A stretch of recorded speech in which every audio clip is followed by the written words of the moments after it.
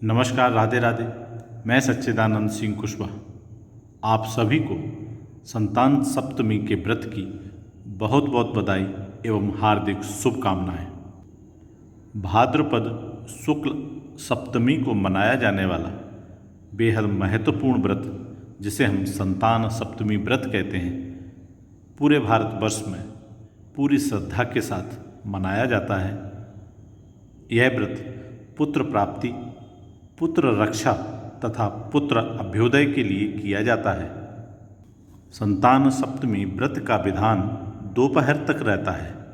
दोपहर को चौक पूर कर चंदन, अक्षत, धूप, दीप, नैवेद्य, सुपारी तथा नारियल आदि से भगवान शिव और माँ पार्वती की पूजा की जाती है। इस दिन नैवेद्य भोग के लिए खीर, पूड़ी तथा गुड़ के पुए रखे जाते हैं। रक्षाबंधन के लिए शिवजी को डोरा भी अर्पित किया जाता है।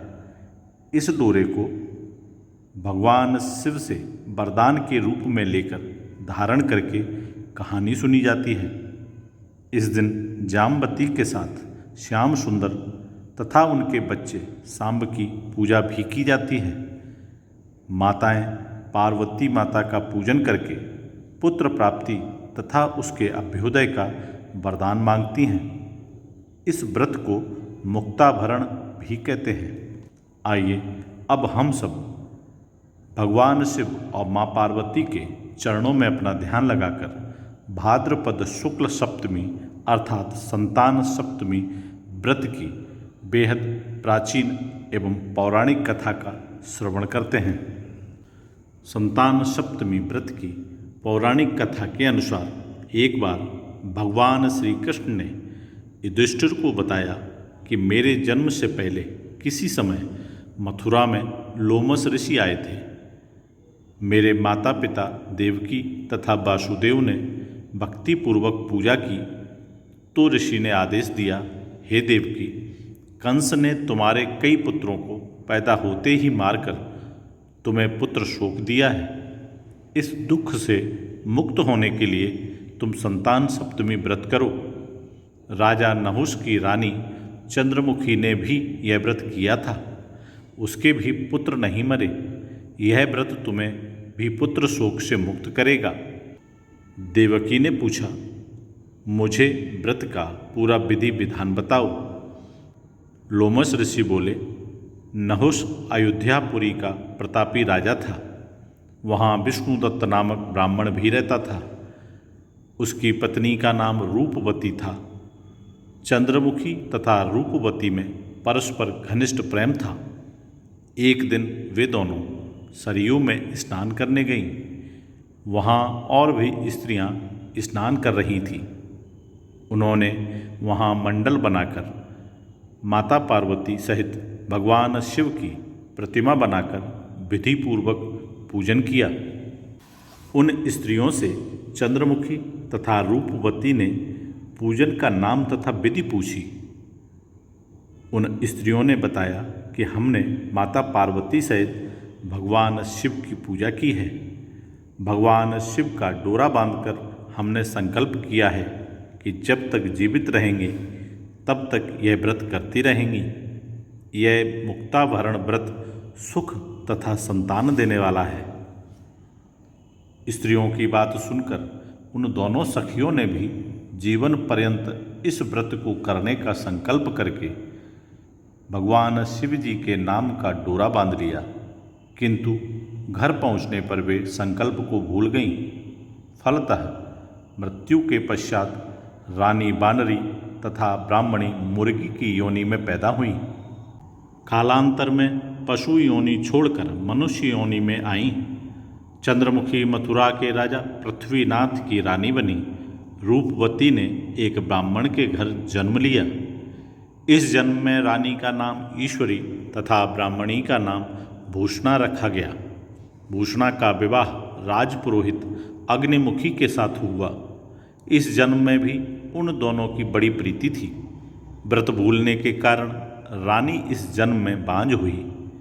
कहीं प्रौढ़ावस्था में जाकर उसको एक गूंगा तथा बहरा पुत्र जन्मा तो सही, पर 9 साल का होकर मर गया।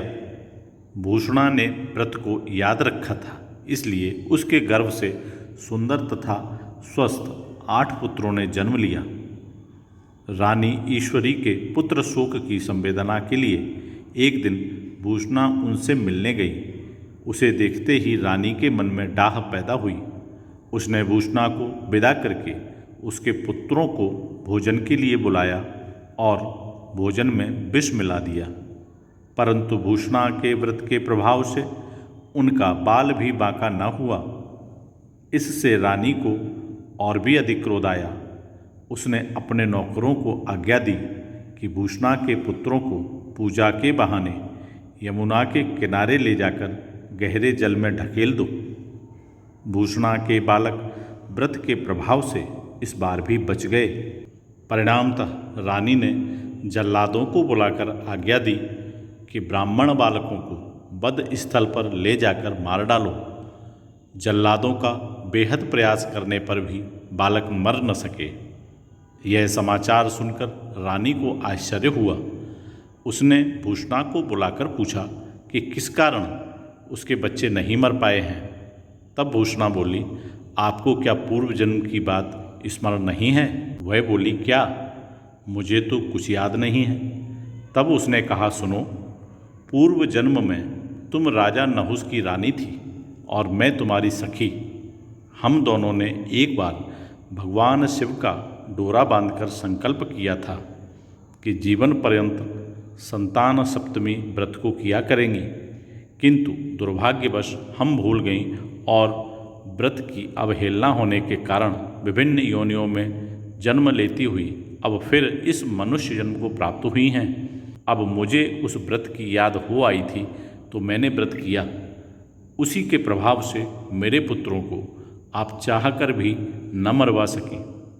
यह सब सुनकर रानी ईश्वरी ने भी विधि पूर्वक यह संतान सुख देने वाला मुक्ताभरण व्रत रखा। तब व्रत के प्रभाव से रानी पुनः गर्भवती हुई और एक सुंदर बालक उत्पन्न हुआ। इसी समय से पुत्र प्राप्ति और संतान की रक्षा के निमित्त इस व्रत का अत्यधिक प्रचलन हुआ है। हम सब पर भगवान की कृपा हमेशा बनी रहे। हमारे घरों में सुख, समृद्धि, संपन्नता, सफलता और प्रसन्नता का वास रहे। इन्हीं शुभकामनाओं के साथ फिर मिलूँगा एक नए वीडियो में। तब तक आप सभी स्वस्थ रहें, हंसते रहें, मुस्कुराते रहें। जय श्री राधे राधे।